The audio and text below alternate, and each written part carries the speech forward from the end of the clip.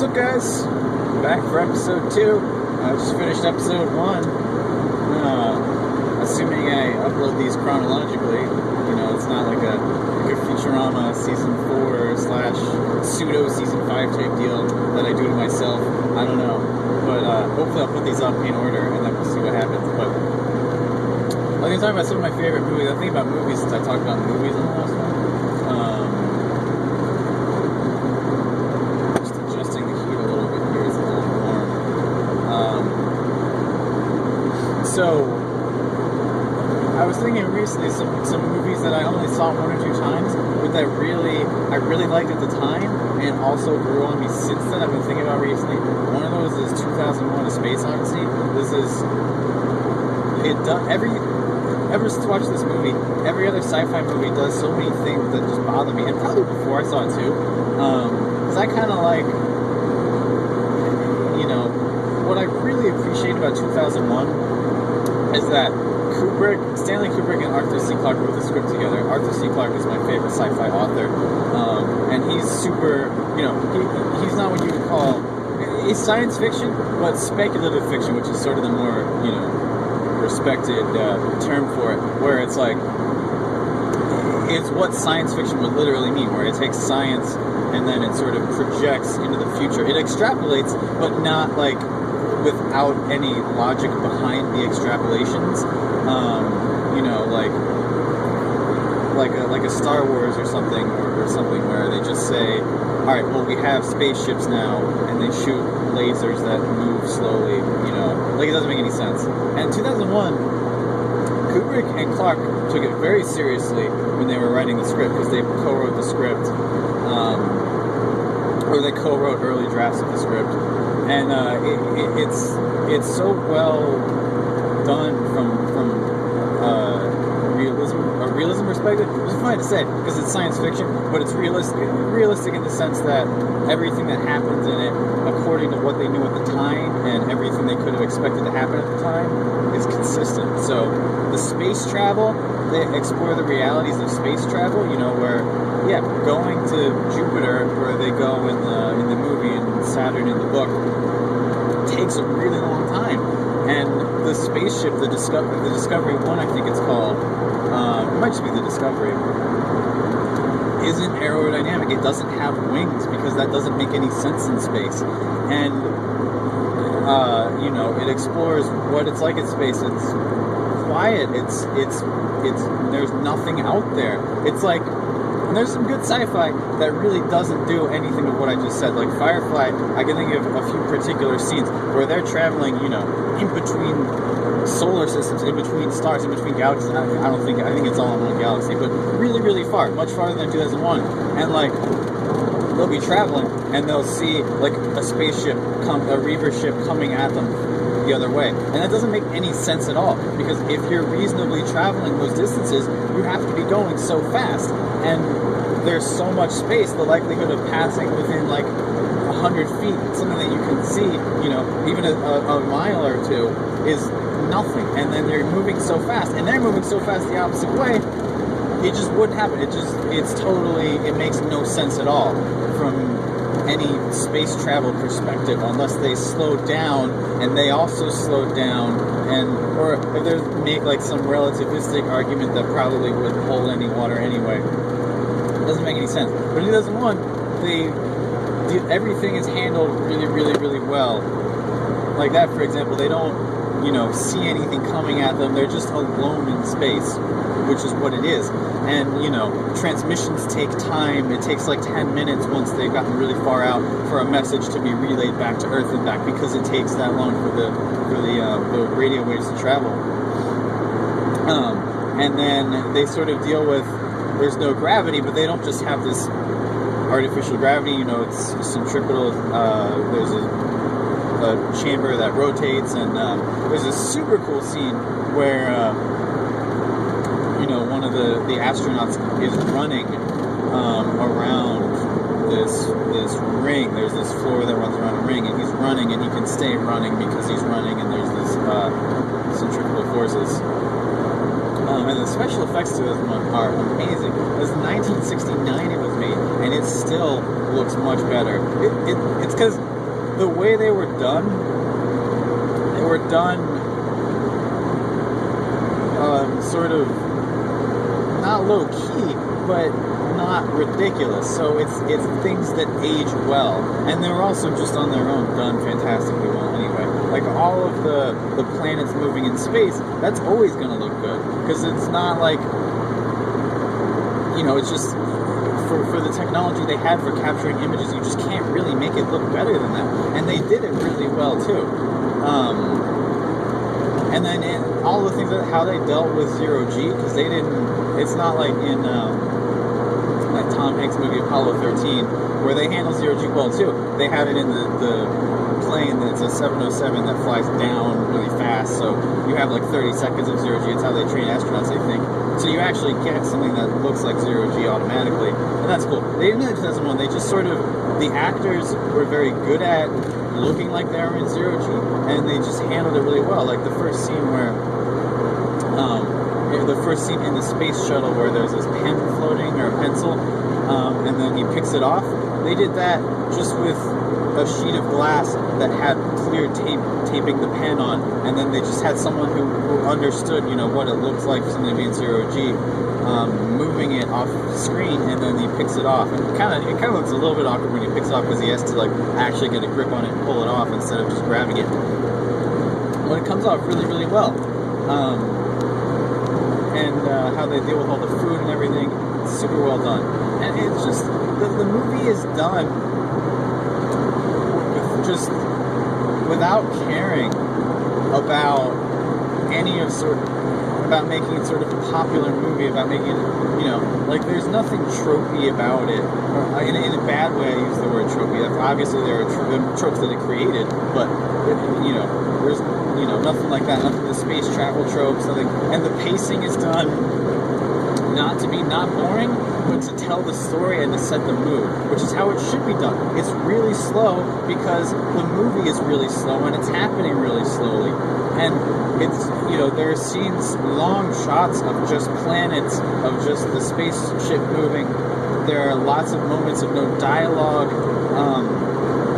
The sound is done well, where it's a first person where you're in the astronaut Bowman, I think, in his suit, and all you hear is breathing, because that's all you would hear, because he's in a vacuum. It just sets the tone, it sets the mood so well. And then just everything about it is done fantastically. In the first scene with the apes, you think, yeah, they put men in ape suits to handle that, because you can't train apes to do what they were doing. But they train the actors so well that it looks right. Now, there are some differences between the book and the movie. I read the book before I watched the movie, which I kind of wish I had done, because the movie is a lot more open-ended, a lot more open to interpretation. So what I probably should have done is watch the movie, thought about it a lot, and then read the book, and then maybe the book sort of solidifies that specific interpretation of it. Maybe not, but there's more freedom when you're watching the movie. So the movie, what actually happens is less clear. It's pretty clear that the monoliths are put there by an alien race, and it's pretty clear from the beginning that they're done to aid in the evolution of humans. Right from the very beginning, the Dawn of Man scene, that's pretty clear. But maybe it wouldn't be quite as clear. And what happens at the end in particular is what really wouldn't be clear in the movie if I hadn't read the book first. It's starting to snow a little bit. I should be okay though. Hopefully. Just what happens when he's in that white room, and he keeps aging in different shots. It's sort of, in the movie, it's kind of surreal. It's almost like Lynch. But in the book, there's really more of a specific plot to it. What's happening is he's sort of experiencing accelerated aging, and he's in the final, or not the final, the second to last monolith, which he experiences outside of Europa, and he goes into is sort of a teleportation thing that brings him to this room on the alien world, and then he experiences rapid aging, and then on his deathbed he finds the final monolith that pushes him into the final stage of evolution, which is as the Star Child. And then as a Star Child, he comes back to Earth, and it's just the very beginning of what he does is he sort of saves a nuclear holocaust from happening. It's clear cut. There's definitely a plot going on in the book, and in the movie, that's not at all clear that that's what's happening. At least I don't think so. When I was watching it, I was, because I read the book first, so that's what I was looking for. But I think if you were watching the movie before having read the book, that's certainly not clear. And it'd be interesting to see, if there are other theories going on, to things that make sense that could be happening that aren't that specific interpretation. Some other stuff about the book, there are sort of trivial differences, like in the book, the monolith is in orbit around Europa, around Saturn. Or it might just be near Europa, orbiting around Saturn. In the movie, it's Jupiter. The only reason for that is because when they were doing the special effects where they had the scenes of planets in the movie, those were just printed on paper and then put on glass, and then there was sort of, what's the word? The rigs that move things. They're the electric motors that are linked together to move very specifically. That's how they did all those shots. They couldn't get a good way to do the Saturn's ring, so they just switched it to Jupiter. But there are trivial differences like that. The book, because it's a book, so the narration is you have a narrator.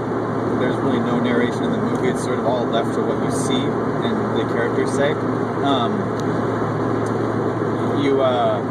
It explains a lot more about the science, which I thought was really cool. There's some sort of really cool, really beautiful pieces of prose that Clarke writes about science, about how the technology is working, which is strange. Usually that's sort of more of a technical writing, but it's really cool. Like in the book, on the way to Saturn, they slingshot around Jupiter, and there's a really cool passage written about that, about how that works, about how it's sort of moving with the orbit, and the way you get the extra energy is because it's moving with the orbit instead of just moving in and moving out, and it's really well written. And then he explains a lot more about the how and the why of how the Discovery was built the way it was. He actually, it's short, but he addresses, like, it's not aerodynamic because that makes no sense. This isn't Star Wars where the ships have wings and they fly like that in space. That's not how it would work in the vacuum of space. It just moves, and there's no aerodynamics, make no sense. He explains that a little bit. Stuff like that he explains, and he gives more of a backstory, I think. The book is really, really well written. I like the book. I like the movie too. I mean, Kubrick is one of my favorite filmmakers, and Clarke is my favorite sci-fi author for all the reasons I just mentioned for both of them. So it's really awesome that they came together and did that. Because initially they were gonna do Childhood's End, which is another great Clarke story. But I think the reason they did it was because someone already owned the film rights and they couldn't get them. So and it's probably for the better that they wrote 2001 together. They wrote the early versions of the draft together. They were based on a couple different short stories Clarke had written. The Dawn of Man is a short story, pretty close to what it ended up being, was a short story that Clarke had previously written. And then a few others were injected in there. And then Kubrick went on and modified for the final version of the script. Clarke went on and, rewrote it a couple times, I'm sure, for the book. So there are the differences there. But the ideas were all together. And it really is, by far, still, I think, the best sci-fi movie. Well, okay, it's the best hard sci-fi movie ever made. There's a lot of soft sci-fi that's more character-driven, that the science behind the fiction isn't explained to you. Stuff like Star Wars, stuff like Firefly. But as far as hard sci-fi goes, really well done sci-fi, it's, by far the best. Still. I kind of doubt it'll ever be outdone until, you can have indie films that can be, where the technology has brought, the cost down enough that indie films can be made to such a high quality. Because I don't think you're going to see a big budget movie nowadays. I'm surprised it was done at any time. I guess because you had the superstar that was Kubrick doing it. To have a big budget movie that sort of throws all of the sort of popular notions to the wind and has the really slow pacing, has the plot that's really hard to deconstruct, that has, special effects done, that has very little dialogue in the whole movie, that deals with these issues so directly and honestly, the issues of technology, of space travel, all that stuff. I don't think you're ever going to see something like that done again until, you can have an indie filmmaker who is able to do it, that high quality. Which is kind of leads into another one, because the second movie I was going to talk about was Mulholland Drive by David Lynch. Has a lot of the similar traits where it's not designed to be a blockbuster, and it wasn't. 2001 somehow still managed to be a huge blockbuster, which is really cool, I think. But Mulholland Drive wasn't. And Mulholland Drive it starts off, and if you've seen any of Lynch or some of Lynch's previous works, like Eraserhead especially, it starts off the first half, you're kind of thinking, a lot of you start to think, it starts off a normal plot, a normal story that's being told. And that's all cool, and it's moderately interesting, and then stuff starts happening that makes no sense. And then you start to think, all right, is this kind of like an Eraserhead style absurd, not absurdist, like whatever the word is. If there's no real plot going on, it's sort of just the images of what's going on are sort of meant to effect emotion, and then that's sort of the emotional roller coaster through it sort of functions like a plot. That's sort of how Eraserhead was. Nothing really happened in Eraserhead, or like the really old short movie Chien Andalou. Even more so, nothing happens. It's sort of meant to sort of take you on an through a series of emotions that are sort of meant to maybe simulate what you would feel if there was a plot, but it's much more erratic and hard to digest too. But it's not like that. Mulholland Drive feels like that. At the middle, you start to think it's going to be like that because some stuff happens that makes no sense.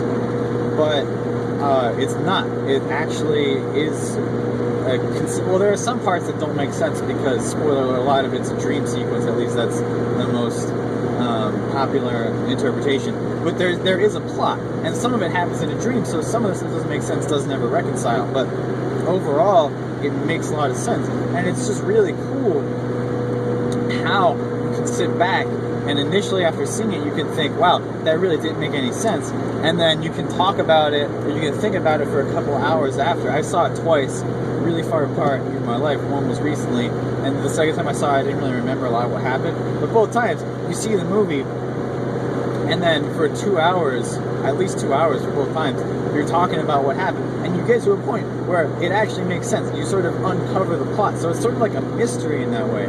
And it's really, really cool how that's done.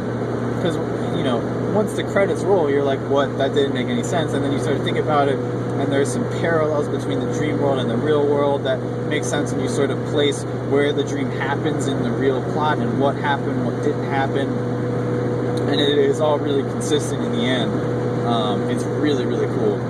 That's one of my favorites as well. I've been meaning to rewatch that again. I watched it a few months ago, and it sort of merits a third watching. Snow's starting to get kind of bad here, but I'll stick to the highways, I guess. So those are two movies that are really cool. Another one I could talk about, but I won't, is Memento, one of Christopher Nolan's earlier works. That's really cool. That's kind of, it uses, it's told in reverse by chunk. So, and then there are scenes in between, filler scenes in black and white that are chronological and leading up to the events that happen backwards. But so it happens in chunks backwards. So you'll see a scene, and then later on you'll see the scene right before, and then right before that, and it's kind of cool watching it that way. It's sort of creative, but it serves the purpose of you're seeing it from the perspective of the character with short-term memory loss. So every time you see a scene, every chunk, you don't know what happened before, and he doesn't either.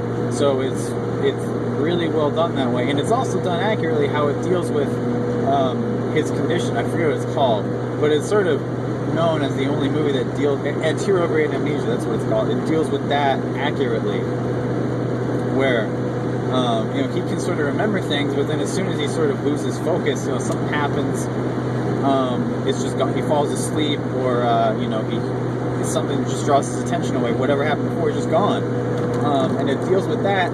And then it's kind of like science fiction. It's realistic, but it's kind of like science fiction where it takes something abnormal, where the characters stuff with the characters happens differently,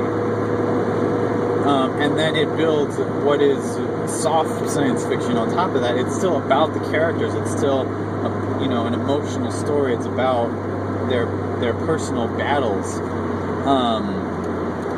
but it happens on these different premises. It happens from the perspective of the guy who has anterograde amnesia, and then Inception is kind of the same way. It happens where you're questioning what's real, what isn't, and all that kind of stuff, which I think is really cool, because it takes sort of classic storylines of love and betrayal and trust and whatever, and then makes them fresh because there's these new elements to them that weren't there before.